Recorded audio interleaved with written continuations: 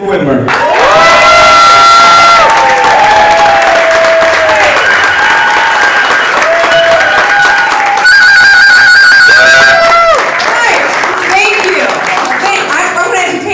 With me wherever I go. And I think I should take the county exec too, right? All right. Thank you, Warren and Benny and so many of my friends in this room. I appreciate it. You know, running for governor is not for wussies. All right? Every day I start drinking my coffee at 5 a.m. and I go until I fall into bed between 10 and 11. But you know what? I'm no stranger to hard work, and neither are Michiganders, right? I love this state. I am proud. Detroit hustles harder, that's right. I am proud to be a Michigander. But here's the thing.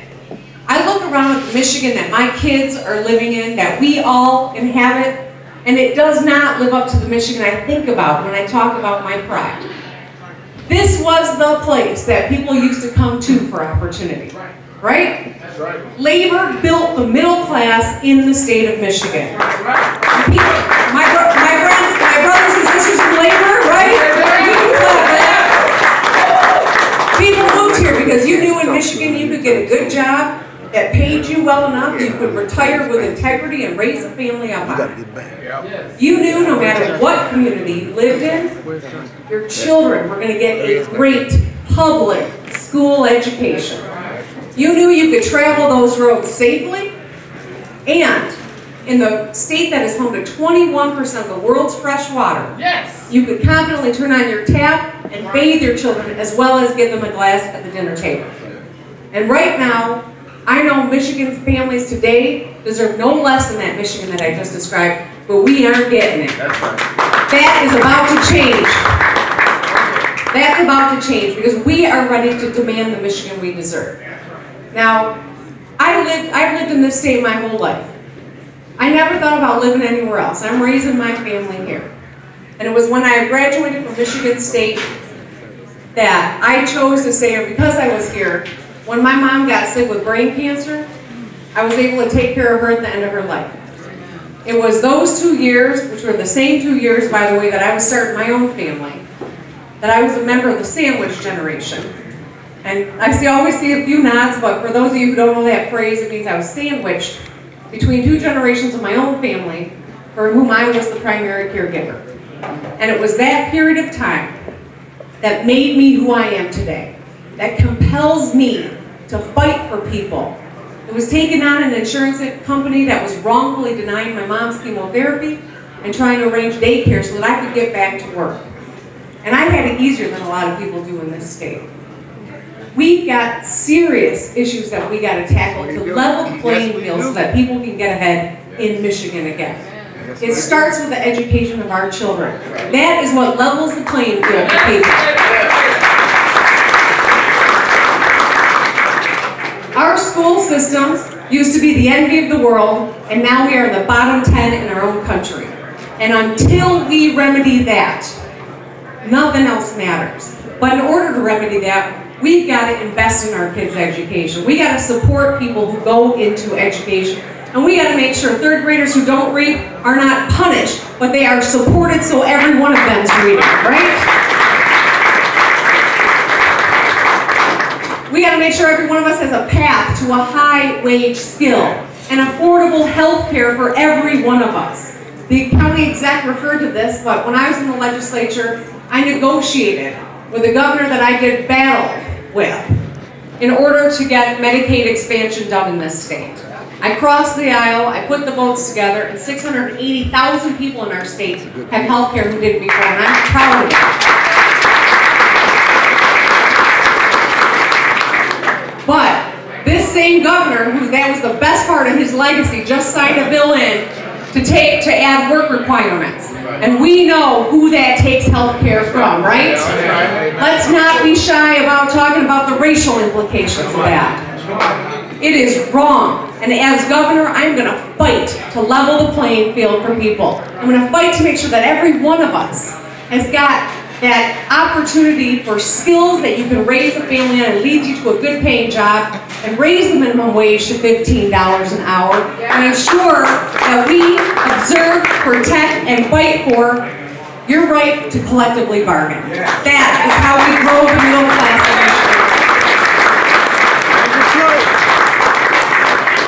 Now let me just tell you, the stakes are high in this election and the choices couldn't be more stark. If Bill Schuette is our next governor, say goodbye to health care expansion. If Bill Schuette is governor, say goodbye to all the remaining protections that working people have. If he's governor, say goodbye to funding poor public schools because he's going to be doing the DeVos bidding. All right? Say goodbye to marriage equality. Say goodbye to all of the strides that we've made. And the things that we have yet to accomplish, we'll take those off the list too. I'm not willing to do that. That's why I'm running. Now every single day on this campaign trail, there's someone or something that reminds me what this is all about. And for those of you who've been to a few of my events, you've heard this story and you're going to hear it again. I was at the Detroit Children's Hospital not long ago. I was invited to come in and read with a couple of children. 2 little boys, all right? And they were there in their hospital gowns. We got done reading, and there was a 5-year-old and an 11-year-old. And the 5-year-old had his mom with him, and the 11-year-old had his mom and his grandma there. We got done reading, and the 5-year-old's mom was trying to get her son to talk to me. And so she said, she's running for governor. His name was Malachi. Tell her what you think is important. And this little boy thought for a second, and he said, I want everyone to be able to read. All right? Now, I don't know how many 5-year-olds you all hang out with, but they don't usually lobby for literacy, right? They usually want more recess or later bedtime or more candy. But that's what this child's talking about. The 11-year-old chimed in, and he said, I want everyone to have clean drinking water. Right. All right? And his grandma said, tell her where you're from. And he said, I'm from Flint. Yeah. Now think about the children in Michigan worried about literacy and drinking water. Things I never worried about as a kid growing up in this state, right? Things no child should have to worry about. Certainly not a child in the state of Michigan. Absolutely. I turned to the moms and I said, all right, what do you moms want me to work on? And both moms said a variation of the same answer, which was, I just want you to fix the damn roads. The mom from Flint was real animated when she said that, so I said, why are the roads your #1 issue? And she explained. She got a sick child in the Detroit Children's Hospital and 3 others at home. She's driving up and down 75 every single day. She hit a pothole and it absolutely destroyed the wheel on her car. Hundreds of dollars out of her pocket that she wasn't planning on spending.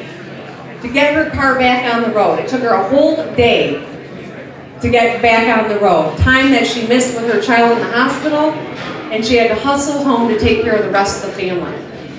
Water, literacy, roads. These are the things that government does, and that government is not doing now. And these are the things that I am determined to fix for the people in this state. Right. Let's get this done, right?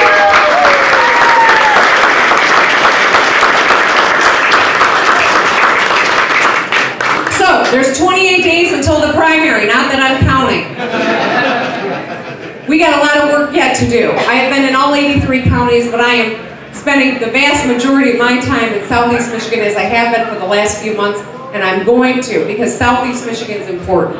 Of all the issues that families are confronting across the state, there's a lot of similarities, but they're most acutely felt here in Southeast Michigan. And it is time for us to all join in and be a part of this. I cannot do it alone.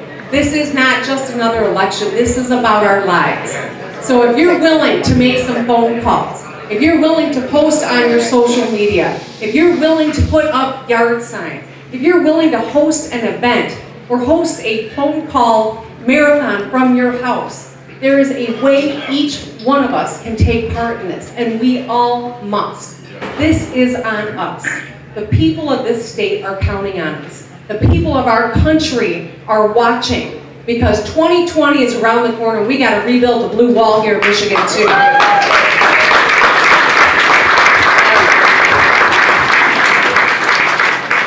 So I want to thank everyone for making time to be here. I want to thank the county exec and your team for all the work that you've done sitting here in the county and to help you. All right, thank everyone. We got Deshauna Gill and Ron Owens and a lot of my team here. If you want to sign up, if you want to get connected, any way you want to play a role, I need you. And I need surrogates too. So if you love a microphone and you want to preach, I got a place for you in this organization too. Thank you.